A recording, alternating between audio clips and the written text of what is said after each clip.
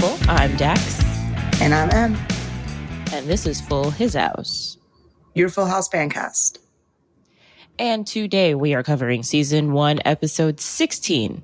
But seriously, folks, Joey is convinced that his comic debut in front of a talent scout is jinxed. That's the IMDb situation, but I mean, I would say a better description of that is Joey has a little bit of an issue. He kind of reaches a point in his career where he starts having doubts, a point that a lot of us reach. Exactly. He kind of looks at his age. He looks at how well he did that one time, and the fact that he feels like he missed his chance to have a big break, his only chance, because they don't come around very often. And like you said, I feel like we all kind of hit that point where we start questioning if we took the right route, especially if we didn't hit success at the rate that we thought we should. Right. So it was I think it was a really great episode. I love this storyline for Joey. And I think that it's one of those topics that, is timeless because people are always going to have this journey that they need to go on. Agreed. Yeah. So we will start with, so Kimmy and DJ are in Jesse's room with Jesse on his guitar, and they're rehearsing for their little band, the Bracelets, which I think is really, really cool. And as DJ is trying to fumble with the frets, she says, "If only I had one more finger." And I feel like anybody who has ever attempted to play guitar or even Guitar Hero understands this struggle. Oh, yeah, especially if you have small hands. She's a kid, so she has extra small hands. I'm an adult with small hands, and even I struggle, so I can understand. That's why you want to start out with something smaller, like violin or viola, because it's like a really small thing. It's easy for small hands to get around. The thing is, like, it's an awkward and really hard thing for any human for any like age to be able to play. Mm-hmm. It's the same thing with freaking with piano, because to get some of those chords, you got to like stretch out your thumb and pinky as far as freaking possible. I swear you have to, you might have to extend your hands a little bit. It's insane. So, but that's also why it's super important. And forgive me if I've already mentioned this on this podcast, but when you are buying instruments for your children, don't cheap out and get like the toy ones or the cheaper ones or whatever. Spend the money on a better one, because they're going to not hurt your children as much. And if they do give up, which is what you're afraid of, which is why you're skimping out in the first place, you will have a better resale value on the item that you bought than had you like spend what would it be, like $100 or $200 on something that you'll just never get. You know what I mean? So yeah, do the real thing. I always believe, especially when it comes to like instruments and stuff, give yourself a solid year before you decide to quit, realistically, because it does take a while sometimes to pick it up. But sometimes, it's the just working your way around the instrument itself that takes the longest, especially with something like guitar.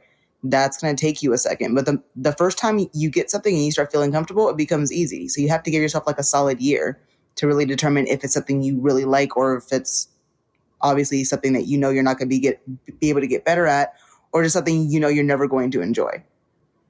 Especially if you're a kid, because kids like to quit the moment it feels hard.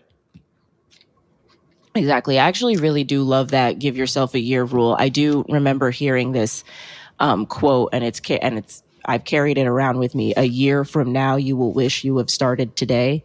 So, just give yourself that time. Exactly.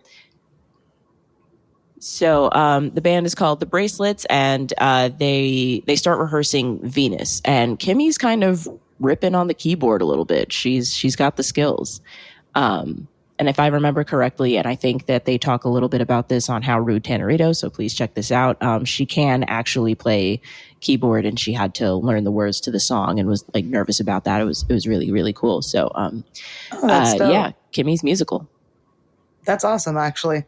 That explains, because I was sitting there watching, like, did she learn this just for this bit, or does she actually know how to do it? Or did they just, have her banging around and then have the music coming out of somewhere else?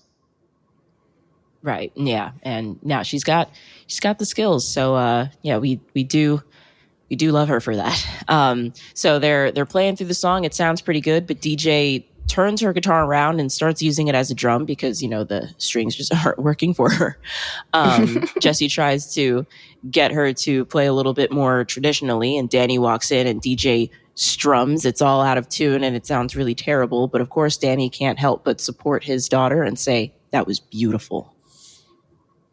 Just so, yeah. Look, I appreciated him just trying to be like a good parent at that moment. You get me? Like she needed the encouragement. Yeah. She knew how she sounded. You can't lie to her, but it still feels good to get the encouragement, even when you know it's a lie. They're just trying to keep you from, feeling bad and to continue going. But at least it means that they're invested enough to be like, yo, just keep going. You'll get better. It's just no one starts out good. He just couldn't help himself. He's got to support his girls, man. I know. Man, we love him for it. So yeah, I mean, it's one of the reasons we love Danny.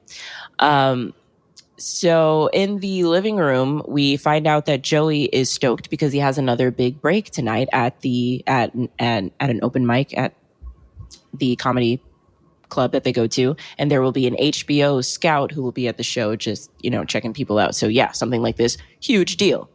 It is also revealed that Michelle is going to stay with Grandma for the night.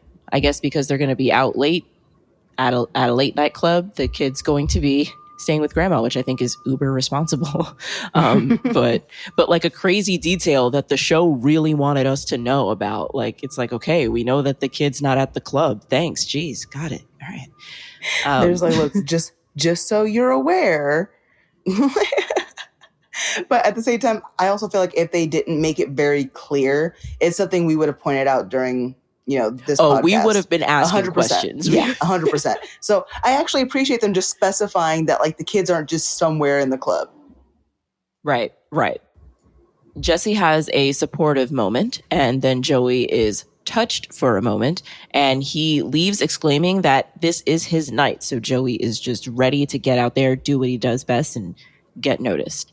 And DJ wants to leave, but Jesse's date hasn't arrived. And right then, Steph walks in all dressed up with a cute little purse, to which DJ asks, why do you have a purse? And then, Steph says, because I need it for woman things. Change for a phone call, keys to somewhere, and of course, an orange. You know what? I actually like the little orange throw in there especially because they're based in San Fran. California is hot. It's so hot. So feeling dehydrated in the middle of the day, it's exactly why we keep an orange or an apple or something with a lot of like a water-based fruit. It's always great to have in your purse. I love that little detail because it was very specific, but it was also very accurate.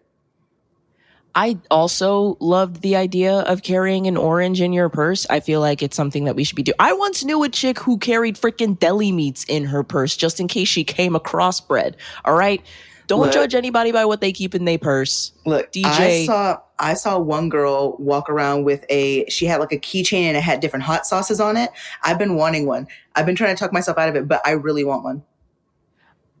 So many people are getting this for Christmas this year. You don't understand. You don't understand. That's actually pretty freaking fire. I was like, oh my God. I was like, the idea of being able to carry your favorite hot sauce with you to just anywhere is just amazing to me as someone who's a big hot sauce person. But yeah.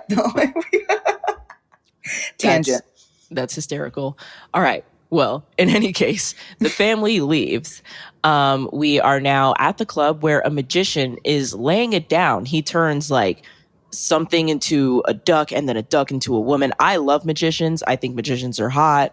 I don't care what anybody says about me. If there's any hookups to the Magic Castle, let me know. I've never been. I think this is so cool. I didn't know that they had magicians doing like amateur nights. I've been to a couple amateur nights, especially when I was like living in Colorado for a bit, when I was living in Denver. They have a lot of amateur shows. And most of the times you'll get like comedians and you'll get musicians. But I've never seen like a magician come through one. So I didn't know that was a thing until now. Joey says that this is every comic's dream, following a magician, because the audience is dying to laugh. Okay, whatever. Fair. Some shade, I guess. Some shade, but well, I mean, he's a magician. You're not meant to laugh. If they're laughing, you might be doing your job wrong, unless that's the intention, is to make them laugh along the way. True. Yeah, You're supposed to be very almost scared and eerie when you're at a magic show. So actually, yeah, now that you think about it, they're so odd. Yeah. Actually, yeah, he's totally right. Yeah. So Danny says break a leg, and Stephanie is confused about this, and he's like, no, it means good luck. And she's like, okay, poke an eye out, Joey. Like, yeah, no, she understood what what the assignment was. I bet I'm going to start saying that going forward. Instead of break a leg, I like poke an eye out. Yep. It's all like, yeah. So during Joey's intro, Phyllis Diller's voice is recognized, and I'm going to ask you, are you familiar with Phyllis Diller? I am not. I know her from all of the guest star stuff that she has done during my lifetime, but she is an icon of comedy, of women saying awesome things, just like that kind of energy. So if you're not familiar with her work, get familiar with her work. But yeah, this was a huge get, I would say, for Full House to have. So it also makes total and complete sense that if she was there, that the owner or the host of the club would want her to get up on stage, because that's kind of like if you have an open mic night and, I don't know, I was going to say Jewel, but okay, what if like Taylor Swift and her guitar was just at an open mic night, but let's say this was like 15 years ago, and whatever, it's a big deal is the point, guys. So it kind of makes sense that he wanted her on stage. Is like, I do get it, but at the same time, I also feel like, I don't know, it's good for the audience because obviously they get to see somebody big name that they weren't expecting to see when they came to an open mic night. But it's kind of crappy to the people who you did let sign up for the open mic night, because now they have to follow a professional when it's meant to be an amateur night. On top of that, it also takes away a lot of the attention from the people who are trying to get there and get attention, considering there was also an HBO like rep there as well. It just felt like, I don't know, like, while I get that he wanted her on stage, and I get that, again, for the audience, it's a good thing, I felt like on her end, and again, just like as like the character choices, I felt like that character choice was very disrespectful to anybody who was performing that night.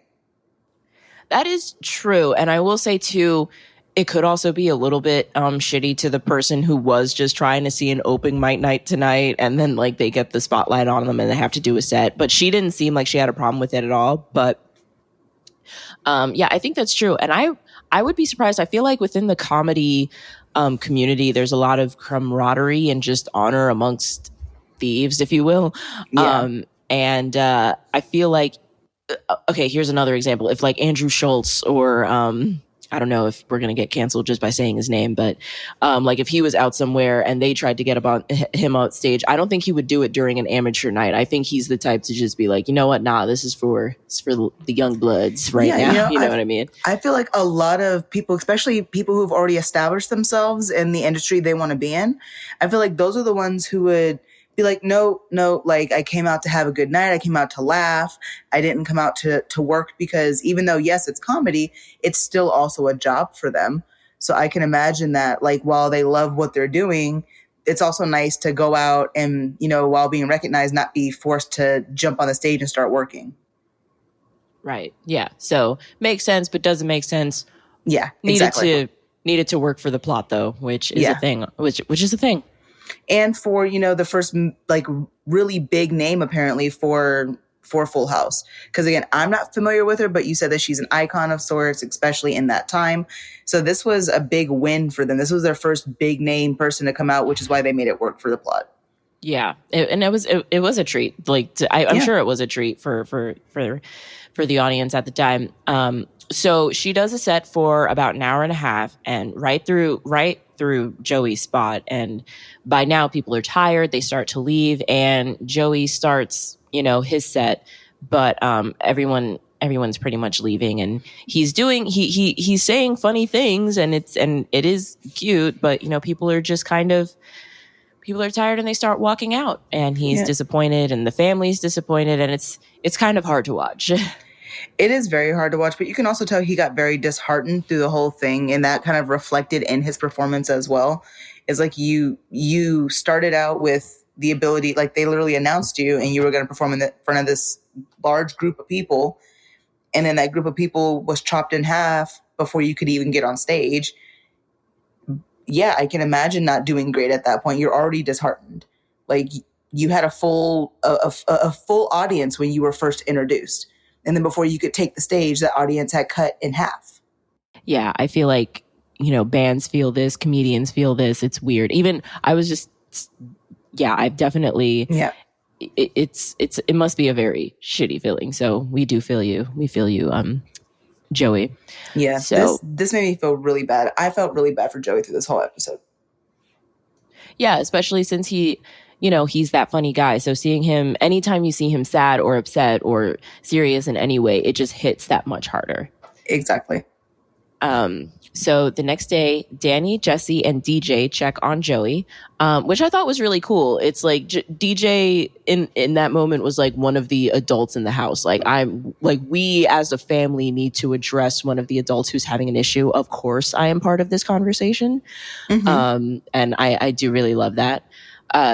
Joey is all suited up, and Jesse touches his head and notices that he's been moosing. That made me laugh. When he said he's been moosing, I'm like, well, one, you can definitely tell just by looking at it that it looked wet and firm. Definitely moosing. It's crazy. I'll never understand that look. You know, I won't either, but I will say Joey looked good. It was a little weird seeing him like that, but nice. Yeah, exactly. It was a little weird seeing him like that, but he does clean up nice. Yeah, that it was shocking, but he does look good. Mm-hmm. And Joey, you know, he says, "Please call me Joe. It's more sophisticated, more grown-up-y." And Jesse asks what's going on, and Joey says that he realized last night that comedy is just not going to get him anywhere, and that he's going to make some changes in his life and get a real job. DJ asks, "What about your comedy?" And he responds, "Sometimes in life, you have to say to yourself, I tried and I failed." And he says that he's glad that he's finding this out now and not when he's 46, and that he is quitting comedy. Yeah, that was really sad. It was already weird seeing him like that, and then hearing him just say, like, you know, I'm just going to quit comedy altogether. That and get a regular job. I can't even picture him working a regular job. You know, it's just like, oh, well, come on, man. Like, you know, right. Like you want to put your hand on his shoulder. Yeah. And then it's here's a part that I need the audience to help me out with here. Yes, I could have done the research, but who the hell is Lee Iacocca? Who? He has a poster. It is revealed that Joey has this poster. He has, I think there is like one person who's the poster, and then he tears it down, or he like rolls it up to reveal a poster underneath, and it's Lee Iacocca. And Jesse asks, "Lee Iacocca?" And Joey's like, "He's my man." And I'm like, is he like a politician or something? Like, I have never even heard of that. I've never heard that name in my life. Yeah. So I have no idea. I don't even know how to start spelling that. Well, that was one of the reasons why I couldn't research it. How would you even spell that? I mean, I know the way that I spelled it, but anyway, we will either find out and circle back with you guys, or somebody will let us know if we have anybody listening. So we are back in the living room, and Jesse and Danny walk in with Michelle, and they are discussing daycare options, which needs to be a discussion right now if Joey's going to go back to work. They need a place to, you know, drop Michelle off all day. And Danny suggests this Piggly Wiggly daycare center that has aerobics. And the boys try to get Michelle to do some aerobics. And she just kind of looks at them all puzzled, as toddlers do when you do something like this at them. Jessie comes down and gets on her level and says, obviously you're insecure about those chubby little legs of yours. And she kind of like nods along with him. And Danny just suggests that they go with the daycare with the nicest people. The daycare with the nicest people. I feel like, yeah, right? That's a confine. That's a requirement. That's a checkbox. Like, I mean, I feel like that's the bare minimum, though. Yeah, but like, and the other thing too, and I don't know if this is just LA or if this is how it is now, but if you try to get a kid into daycare now, if that kid is born and you haven't been on a wait list, you're not, no, there is no, there is no daycare. I've heard of situations where, and this person had a little bit more money than me, well, a lot more money than me, but they had inquired about it and got on a wait list while the wife was with child, and a spot became available before the baby was born, but they didn't want to lose it, so they were paying for this spot at the daycare before the kid was born just to keep it on hold. And you also need like a little bit of that buffer after the kid is born before you can start, bringing it to daycare. But yeah, paying for a daycare spot while they're not using it just because it would have been like a 6 month to a year wait period again. So wow, that's how it is nowadays, I guess. If anybody else has any other crazy daycare stories, let me know. But wow, yeah. I think it was probably a lot easier back then. There was probably a lot less, especially since that's kind of when most women started really thinking about having a career outside the house. They probably had less of an issue with daycare because there are probably still a lot of at-home moms. Yeah, But also, this is like bougie daycare, and I saw the daycare that kid was going to. They have them on like all these obstacle courses. Like, it's actually pretty dope. But I mean, if it's worth paying for, that's what I'm saying. Like, just saying, oh well, we want someone, we want to take them somewhere where there's just nice people. That's the bare minimum. If I'm gonna pay for my kid to be somewhere, they should at least learn something. I don't want to pay for them to just sit in a room, listen to nursery rhymes, and eat snacks while they color with a crayon that was put in someone else's mouth an hour ago. That's actually a really good point. But I also know that at that point, anything that would keep the kid alive while you're not directly looking at it is worth gold.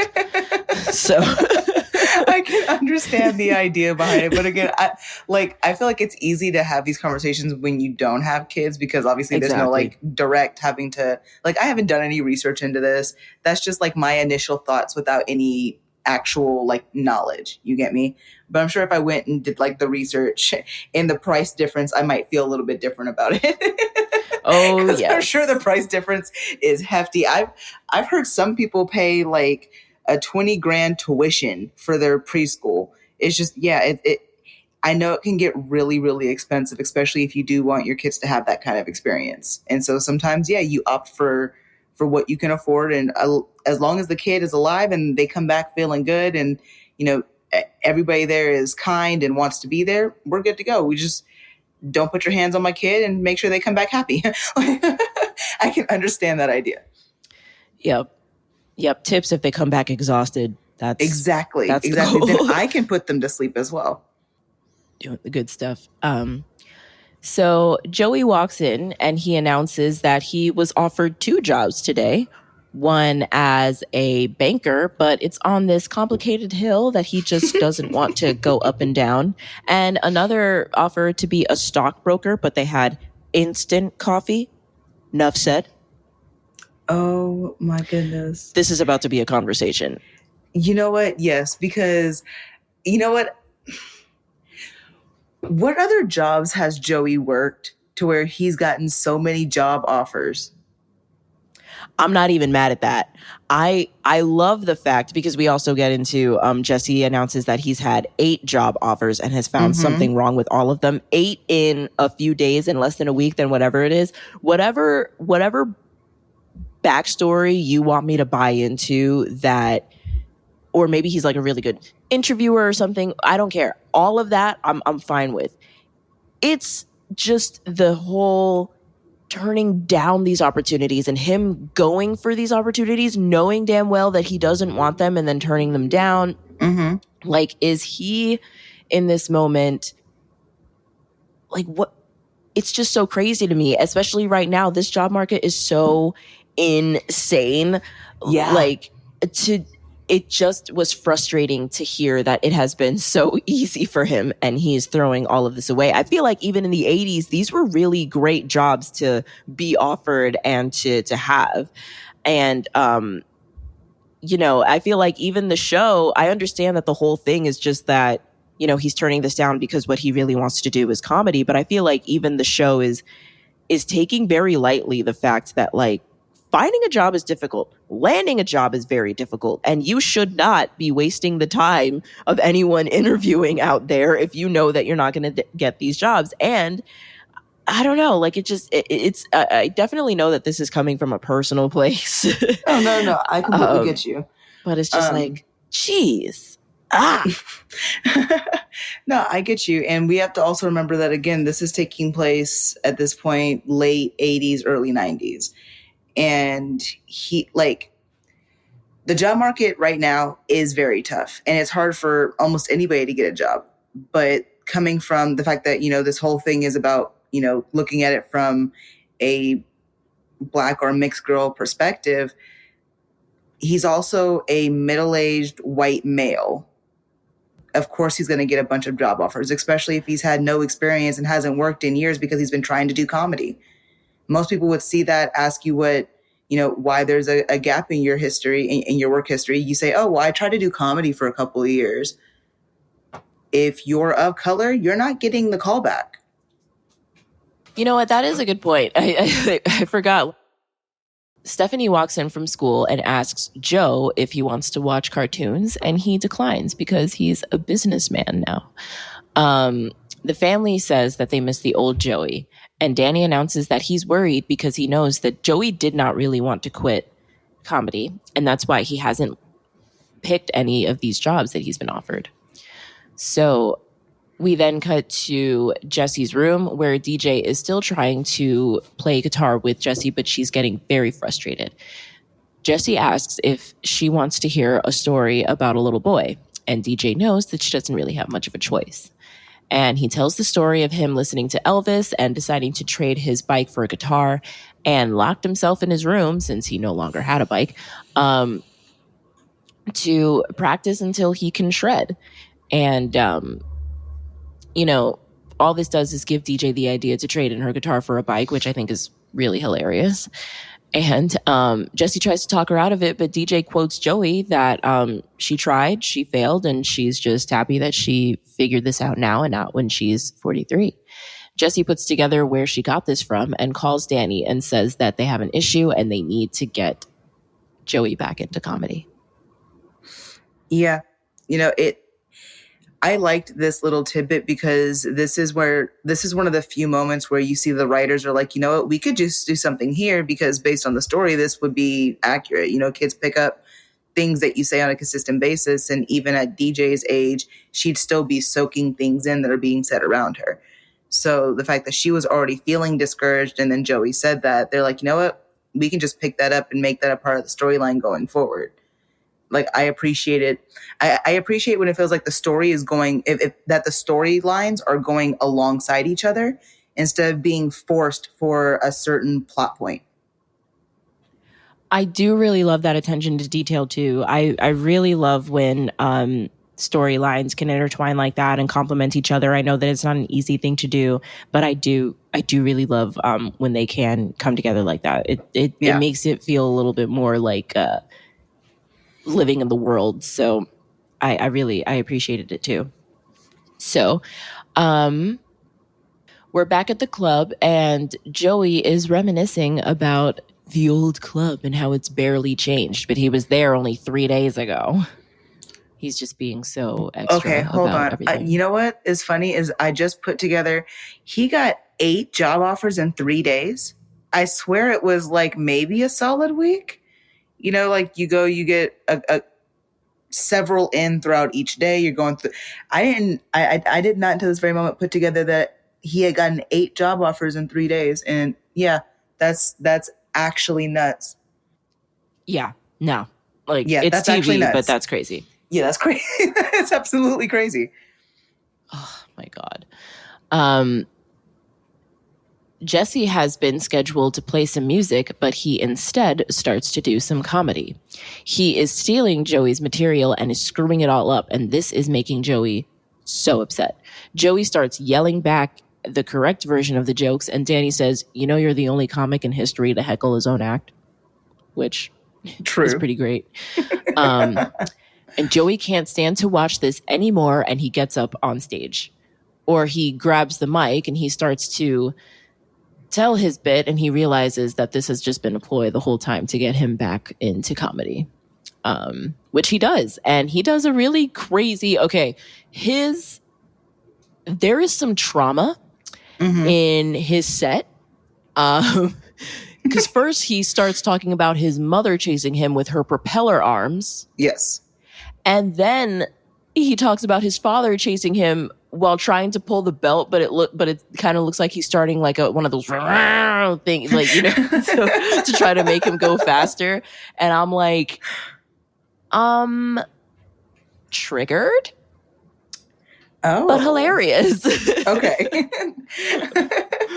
It's like, look, I feel like if you are a 90s baby, especially, you probably had parents that did do, you know, their own form of discipline. And at least for me, spanking was one of them. It definitely was for quite a while. And so it wasn't triggering for me. I think it was just, that was the one time where I was like, you know what? Joey gets it. Yes, I Joey just found does the get joke it. really funny. Yeah. No, the joke was funny. I think for me, just anything having to do with belts, it just, that's fair. I fair. don't even own a belt. Like, I can't. Like, you know, it helps that I was whooped with anything that was within reach. The thing is, though, there's something specific about the belt, though, and I don't know what it is. Either way, it was funny. Joey does get it, and you know, the whole crowd got it too. So maybe it's one of those things where, you know, we all align a little bit more than we like to. Maybe the belt isn't just, you know. I mean, look, there were schools that used to hit you when you acted out. They only did that because it happened at home anyways. It was a form of discipline. It's only now that we're starting to change and find other ways that, you know, you can communicate or discipline your child depending on how you choose to do it. Because I know some people do soft parenting now, which is its own thing. But, you know, we've found different ways and different methods of parenting and of getting, you know, a child to turn out as a good person and making sure that they understand when they make mistakes. And so it doesn't always require that specific thing anymore, at least for, you know, for some people. But that's always a parent by parent basis. Everybody has to make their own choices on what they choose to, or how they choose to discipline their child. Yeah, I know that if I ended up with a kid, I would be so permissive. I'm like, you want to go up on the roof? You know what? YOLO. Like, I know I'd be terrible at it. You know, I've always been the one to just feel like if I had a kid, the punishment would always match the crime.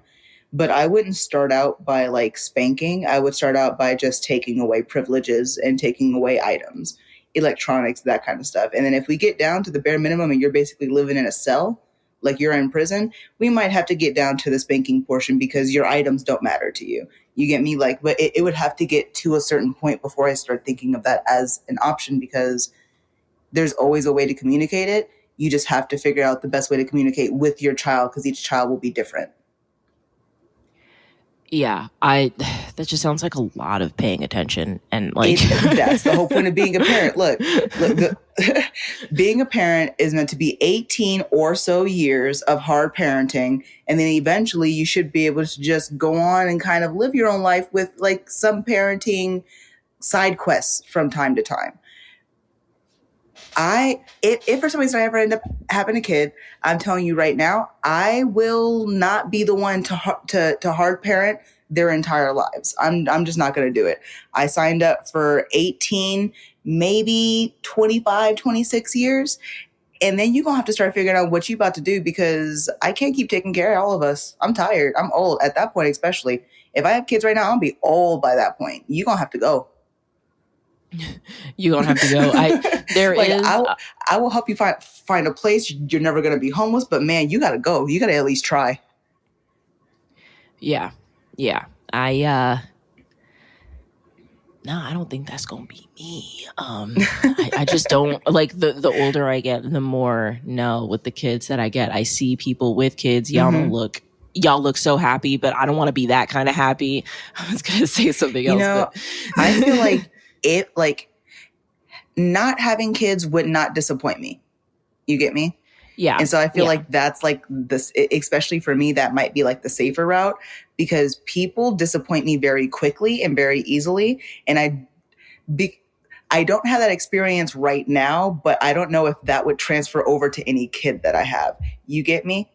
Like, I don't want to get to a point where like I, resent or don't like my kid or something like that because of what I feel like it took from me. I just feel like there's so many cases of like postpartum depression and just, like all these different things that come along emotionally for a woman that comes with, childbearing. And the safest route is just, I wouldn't mind not having kids. I'm cool with, having a disposable income and being able to vacation whenever I want to. Like, that doesn't sound like a bad thing. Like, yeah. The only thing, and I promise we'll move on from this, guys, the only thing that ever makes me think that I might want to have kids is Stephen Sondheim is somebody that I look up to very much. And one of the things that he said before he died is that he did wish that he had children. And he does have a really huge legacy. I don't think he realizes that he technically does have children with just the impact of the world that he has had. But even with that impact that he's had, it's still something that he wishes that he had done. So that's the only thing that kind of makes me teeter. Like, old people wisdom is always chilling because it's like, oh shit, like they're giving me the hack right now. You know what I mean? Yeah. So it's interesting. It's a thing. So the boys are in the kitchen having coffee, and Joey thanks Jesse and Danny for what they did to encourage him to get back into comedy. And Joey says that he still wants to make a little bit more money, and Jesse suggests that maybe he take one of those jobs.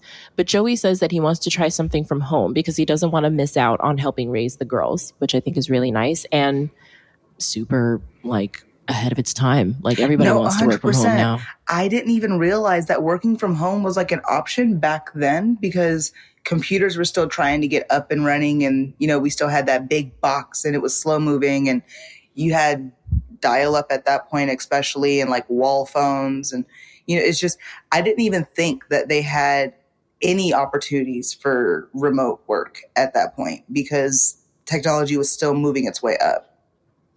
And we're going to see some really interesting work from home developments in, I want to say, the next season.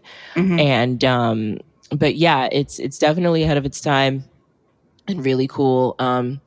And I love that he did consider the girls in his decision. And he then announces that he wants to go to bed, but Jesse stops him.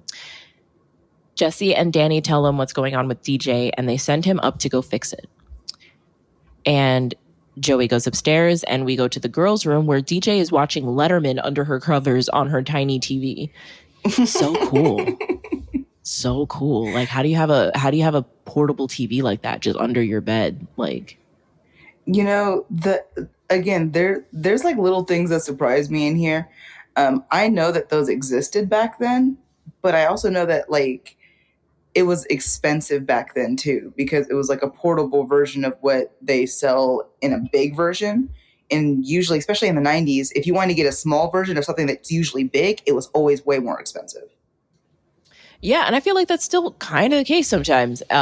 So yeah, it was just super cool. And she's watching Letterman of all things. Like, but I guess back then it's like there was very limited children's television. I feel like Nickelodeon was just starting out.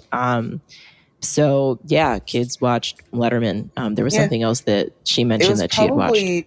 I don't know if this is the case or not, but it's very likely that they just wanted to mention something that they knew would be coming on that channel later on, because it's, Full House was something that was being aired on one specific channel. And a lot of times, instead of pushing like somebody else's thing, they'll push like, a TV show that's coming up next, or a TV show that's very popular on their TV station. So Letterman could have been something that was very popular on the TV station that it was aired on.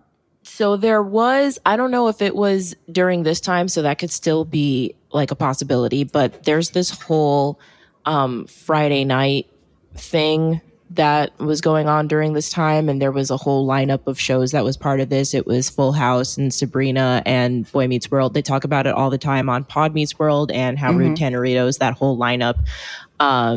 So if this was beforehand, maybe Letterman was on. I also don't quite remember like the original like lineup that this had when it had first come out. But yeah, that could have been a thing. It could have also just been like, I don't know how people just talk about like late night TV, like Conan or whatever. Like so yeah, we'll have to get answers there. If anybody knows, let us know. But yeah.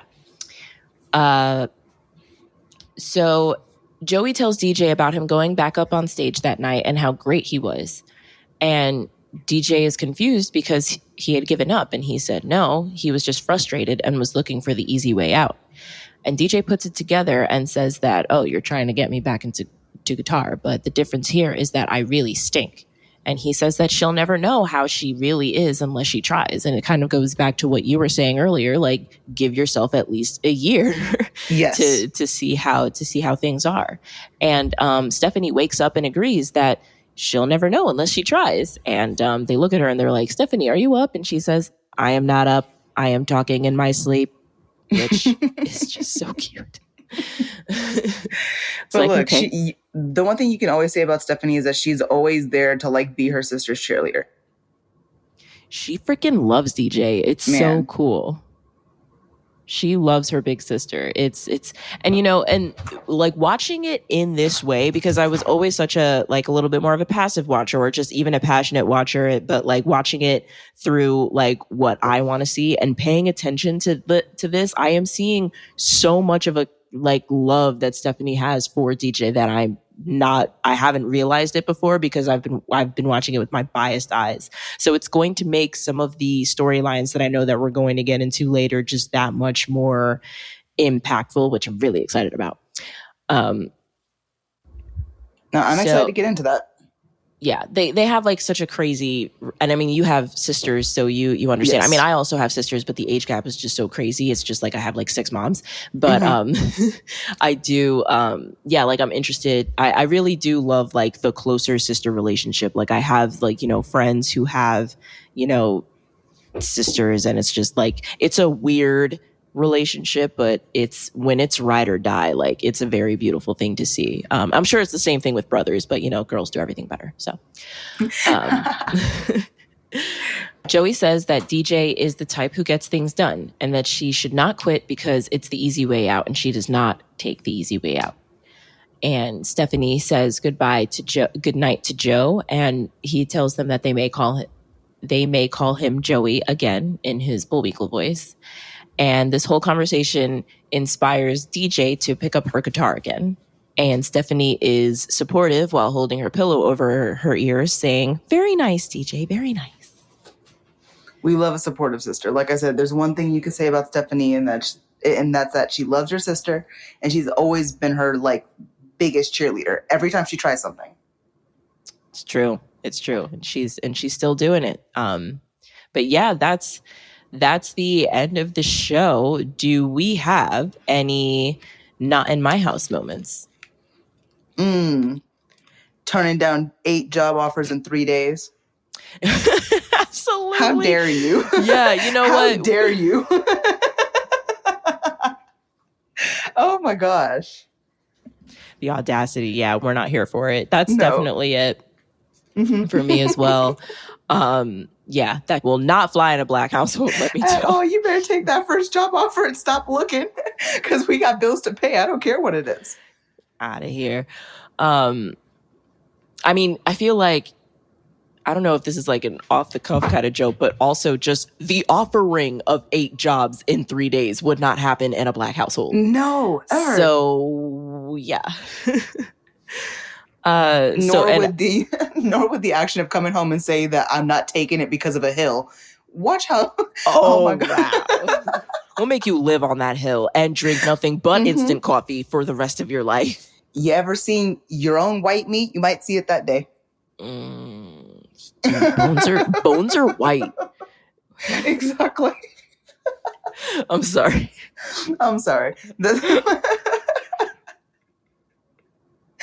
Oh my gosh. Yeah, but bones are white, y'all. If you've ever actually seen a bone like IRL, or if you've ever seen that show Scarred, that shit is alarmingly white. Our get the violins moment. You know, I'm gonna have to, because for me, like there's two different moments that I can give that to. I think I'm going to give it to Jesse when he realizes that Joey's words resonated with DJ. And so he pulls Danny aside to, like, you know, try and fix it in a sense and get him back into it. Because I'm kind of torn between that moment and when Joey actually, like, you know, emerges with the suit and says he's quitting comedy, because that kind of broke my heart too. Yes. I think that the moment when he actually tells, just him telling DJ, sometimes you try and you fail, hurt. And it's, definitely like a sad moment. I would say that the overall message, though, is to definitely not do that. And it's like, you know, the resolution moment at the end of the episode. But it really sucked to see all of that. But it was great to see him come out of it because we love Joey. Exactly. And do we have a full stop moment? The moments that didn't age well. We can go for 2 for 2 on the whole 8 jobs in 3 days thing, because we are seeing that as more of a, well, of course a white man is going to do that kind of lens, because we're just in the I think it's going to be, I feel like I just have to double down. Like, that part actually annoyed me so heavily. It's just like, okay, like it's one thing to have the 8 job offers that you turn down, right? You could have reasons for those, but 8 in 3 days is mind blowing. It just doesn't make any sense. To a man with no job experience. Again, it's just like, I've been trying to be a comedian for the last 10, 15 years, and I'm now trying to get a real job, and hey, let's try and be a stockbroker. That's just crazy to me. It is. Yeah. No, it's a thing. Do we have a dad like Danny moment? You know, I'm going to have to say that moment in towards the end when they were at the comedy club, and he's like, you know what? You're the only comedian to ever heckle his own act, because he knows what he was doing. He was poking the bear, trying to get him to stand up and finally go up there. Yeah, Danny did have a little bit more of a backseat role in this episode, but he did what he needed to do to nudge his friend in the right direction. And I do love that. Like, he knew instantaneously, he mentioned it in the living room, that he was worried about Joey because he recognized that he was hurting because of the whole comedy thing. And then as soon as Jesse was down, he like came on board. So I guess in this moment, it's more of a friend like Danny. But he showed up when he needed to show up. I mean, we could also be honest. Danny's kind of raising them too. They're learning a whole lot of new skills through him. Yeah. They definitely all help each other, but Danny is the North Star of the house. Yeah. And he's the dad of the group. Yeah. The friend group and of the group in the house, period. Facts. Yeah. All right. Well, any other comments, questions, concerns before we wrap these things up? Nah, I'm going to just say, bring back magic to comedy clubs. I think that's so dope. And I don't know why I've never seen a magician at an open mic night. I think that's just so cool. Can we just do that again? Get into magic, y'all. I did have like the very great experience. I'm not going to say who it was, but I did get to see a private magic show in somebody's garage recently. And it was such a great experience. It takes so much work. It takes so much dedication and a love of performance. If you find someone good, it's super nice. Like, let's bring that back a little bit, guys. Yes. Like, magic, y'all. Magic. So, all right. Yeah, let's sign off. Thank you so much for listening, everyone. Please remember to like, subscribe, follow, all the things. And stay tuned for the next episode. Until then, this is Dax. And M, reminding you to bring back magic. Bring it back. Bring it back. Thanks, y'all.